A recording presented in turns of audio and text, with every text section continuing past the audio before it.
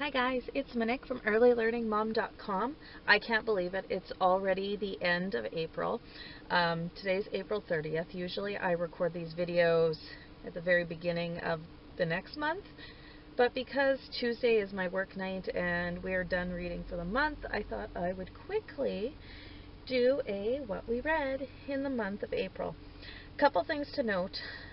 I lost my voice again this month. I'm going to turn the car off. I'm scared that it's making noises.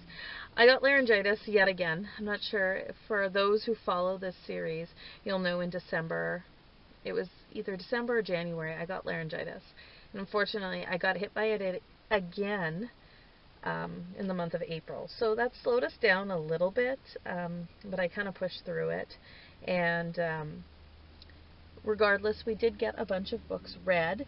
We did do some binge reading. There was one series that the new book was coming out for, and we still had a couple books ahead of that one to read. So we just kind of binge read them, and then we started binge reading another series and almost finished another series. And I'll just share with you what we did. Okay, now this is our month of April failure. It's the Sugar Creek Gang, the Swamp Robber book. Now I bought almost the whole collection. I think I'm missing 2 books. They're supposed to be like, Christian based. However, I found it was more lecturing, like, oh, this is what this family does, and this is what this family does, and this is what real Christians do. And I don't like reading books where I'm being preached at. I kind of would have liked to see just them in action instead of, kind of talking about how one of the boys in the group, his dad's a drunk, and, it didn't sit with me very well. I'm not going to get rid of the series just yet, but we didn't finish the book, so this isn't included in our count.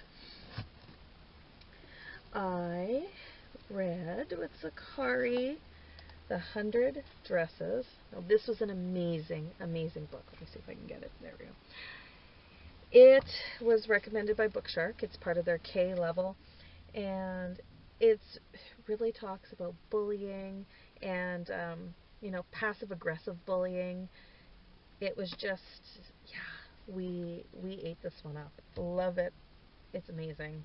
Even if you don't read Bookshark, or you use the Bookshark curriculum, definitely check out that book. Now, for one of our binge reading sessions, apparently I'm throwing books around in here, we read a bunch of the Kingdom of Renly books. Now, these are really easy readers. There's pictures on almost all pages. It's about Prince Lucas and his friend Clara. So we were on book 3, and I was just kind of putting slowly through the series. But then when we went through the other series that we binge read, I just decided, I'm like, we need to get through these, because there's going to be some coming out in September, and, I'd like him to anticipate them. So we read the Kingdom of Renly, book 4, The Witch's Curse. We also read the entire Kingdom of Renly Collection 2, which has Adventures in Flatfrost, Beneath the Stone Forest, Let the Games Begin, if I can get it good. There we go, and The Secret World of Mermaids. Now, these were all great. Some people might call them twaddle. I think there are really good stories in here. Like, Clara's not your typical girl kind of princess. She's not a princess at all. She's actually a maiden. But she is very feisty and very, breaks the stereotype of girls. So I really enjoyed that. So did Z. And then we finished The Bard and the Beast, The Pegasus Quest. Now, this one was really good. And we read The False Fairy, and this one's great. Kind of a great twist on The Boy Who Cries Wolf. It kind of has a lot of the same lessons. It's nothing to do with The Boy That Cries Wolf, but it has a lot of the same lessons. And then we also had The Sorcerer's Shadow, which we finished this one today. I really like this one. This one you can relate to teaching your children to control their emotions and learning that, you know, people can't make you feel a certain way. You have to choose to feel that way. And, you know, how to control those emotions and not be angry all the time. So I really enjoyed that. Now, as for the series that we binge read to get to the new one, we read The Dragon Masters. And these are Tracy West books. And so we read book 11, which is Shine of the Silver Dragon. We read book 12, Treasure of the Golden Dragon. And we read, dun, dun, dun, this one came out today on April 30th. It is Dragon Master, Eye of the Earthquake Dragon. Now, we read this a couple weeks in advance because for some reason, Chapters sent us the book early. I don't think they were supposed to. I think they were supposed to ship it out and have it arrive on the 30th. It arrived on, like, the 14th. And so, honestly, I keep looking over my shoulder. I'm always paranoid when I'm vlogging in the car that people are going to think I'm crazy, but I guess it doesn't matter. Now, one of the books that we read through Bookshark was Here's a Penny. Now, the second book in the series was Penny and Peter, and we just love these. They are longer books, but we just love them. There's one more, but it hasn't been reprinted, so it is like $20 used, I think, and I think it's worth it. I'm usually a kind of girl that's like, you know, $3-4 limit for a new book. Yeah, $5, I guess. So it's kind of pushing me out of my comfort zone, but we may purchase it because I don't think I can get it any other way.